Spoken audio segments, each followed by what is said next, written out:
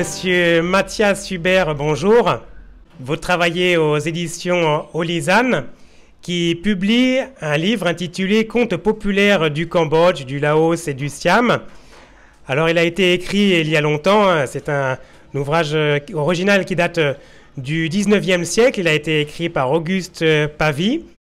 Je signale que les illustrations sont très très belles. Est-ce que vous pouvez nous parler de l'histoire de l'auteur, de sa mission et de l'histoire de cette édition ?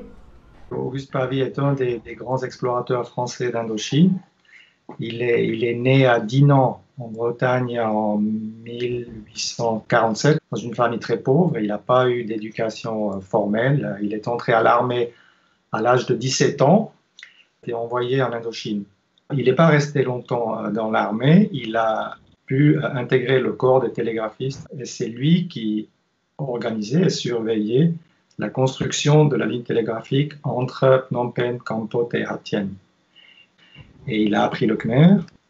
Il a beaucoup voyagé dans l'arrière-pays autour de Kampot. Il a été rappelé à Phnom Penh en 1879. Il a demandé au gouverneur général de pouvoir faire un voyage d'exploration dans d'autres parties du Cambodge. Et à son retour, il a supervisé la construction de la ligne télégraphique entre Phnom Penh et Bangkok. Il avait un vif intérêt pour la culture, l'histoire, la tradition khmer. Et c'est dans ce but qu'il voyageait. Il récoltait des contes et des légendes auprès des gens qu'il rencontrait, donc des guides qu'il avait dans des contrées reculées. Il a réuni les contes et il voulait faire une édition en khmer.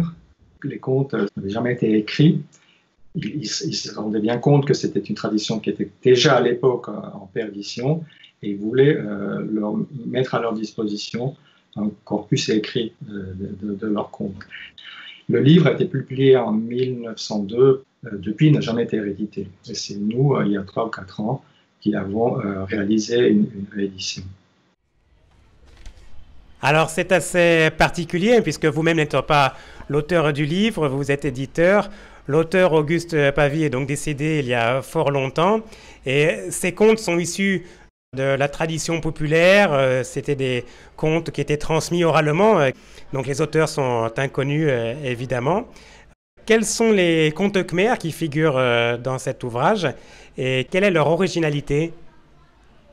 C'est assez cruel, beaucoup plus cruel que ce qu'on connaît chez nous. Dans les contes khmer, on détaille en long, en large les sévices qu'on inflige aux méchants et c'est assez frappant de voir qu'on ne lésine pas sur les descriptions très détaillées.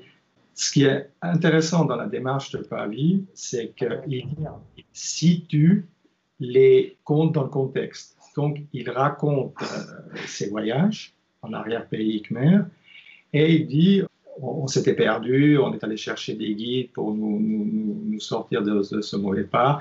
Et après, le soir, autour du feu de camp, le vieux monsieur qui est venu à notre secours nous a raconté telle et telle légende, tel conte. Alors, puisque vous me l'avez proposé, Mathias, je vous en prie, lisez-moi un extrait de votre conte khmer préféré. Donc, c'est les 12 jeunes filles, l'équivalent de Hansel et Gretel dans notre tradition occidentale. Il mena ses filles vers la forêt pour chercher du bois mort et les abandonna. Conduites par Niang Pu, la plus jeune, elles retrouvèrent leur route et revinrent à la case. Le père les perdit de nouveau. Une reine des Yaks les rencontra mourantes, leur montra son palais, leur offrit un asile. Cette reine se nommait Santomea. Elle était veuve et avait une fille tout enfant. Elle ordonna qu'on s'empresse autour du troupeau humain qu'elle amenait, voulut qu'on y veille de près, se promettant de succulents repas après quelque temps de bons soins. Au bout d'un séjour assez long, pendant lequel elles grandirent et devinrent d'admirables jeunes filles, Santomea commanda qu'on les égorgeât et, pour se mettre en appétit, monta sur son éléphant et alla se promener. Merci beaucoup Mathias Hubert de nous avoir initiés au conte khmer. Alors malheureusement, le livre Contes populaires du Cambodge, du Laos et du Siam n'est pas disponible au Cambodge, mais heureusement on peut le commander directement sur le site internet des éditions Olizan au prix de 15 € ou 25 francs suisses.